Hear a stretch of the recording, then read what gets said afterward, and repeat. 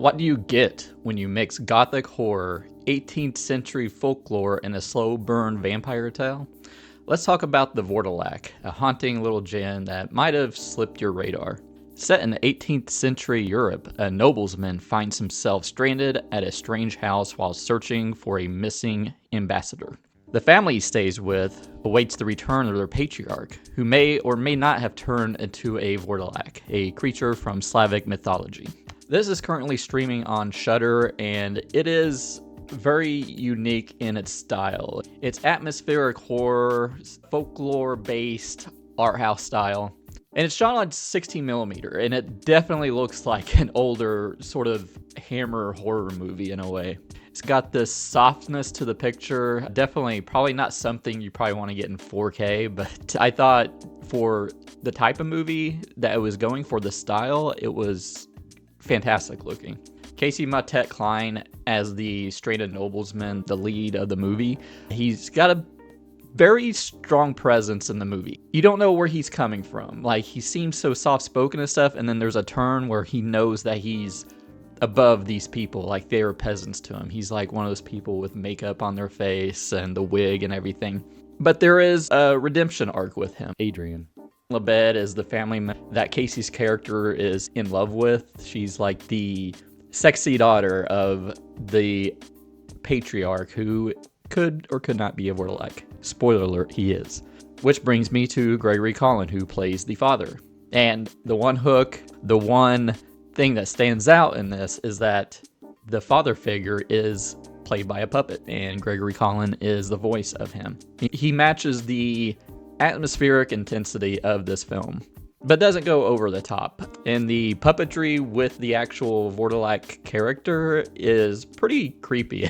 It just feels off. Like, it's not smooth. You could tell it's a puppet, but I think it adds to the atmosphere. Just the way it's shot on 16mm and the way the puppet looks, and it's way better than, say, you would say CGI or something. Which is like the eeriness of the film, the cinematography, just the way it's lit, the practical effects with the puppet, which this is the directorial debut of Adrian Bowe. It's based off Aleksey Tolstoy's 1839 novella called The Family of the Vourdalak.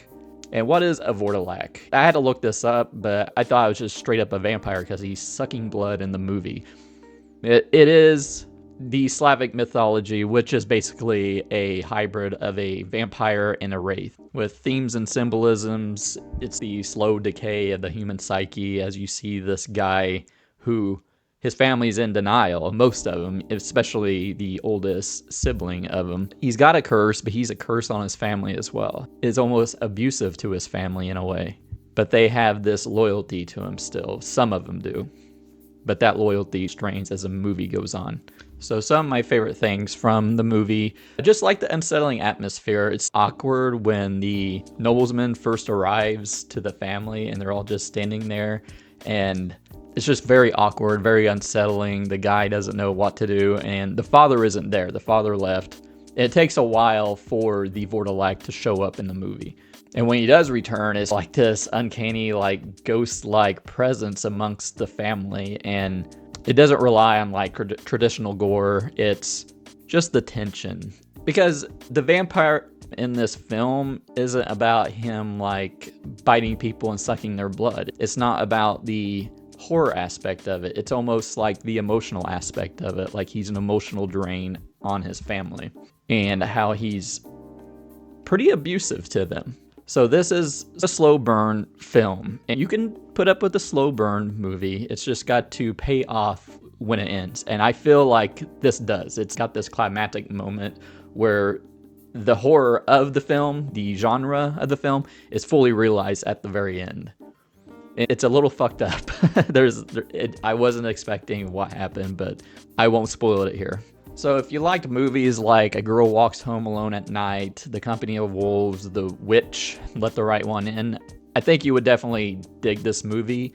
It's a much slower pace and more psychological. So like the art house horror crowd will definitely appreciate it. As for me, I think it was a little too slow paced. I still liked the movie. I still really, I was in it. I was absorbed with the atmosphere and everything. But it is slow. It is a very slow movie.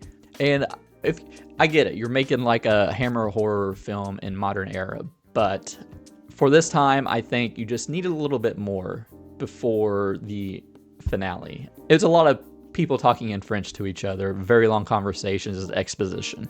But I still recommend it, so I'm gonna go 3 out of 5. A slight recommend for this. I think other people who are more into this art house type of horror, yeah, I definitely think you would dig it. I think it's definitely worth watching. It just doesn't stand out to me like other art house horror films have done. I think they could have pushed the boundary a little bit more, made it flow a little better to the end, but overall, I enjoyed it. Pour ces enfants, il n'est rien. But what did you think of the Vourdalak? Are you going to check it out now? And let me know below, what are some of your favorite vampire movies? I would love to know. For me, it's The Lost Boys. I can't help it. I love The Lost Boys. Or maybe suggest another art house style horror film I can watch. I'm always on the lookout for obscure films like this. But if you enjoyed this movie review, maybe subscribe, at least hit a like. It really helps small channels like this. And thank you for watching. Bye.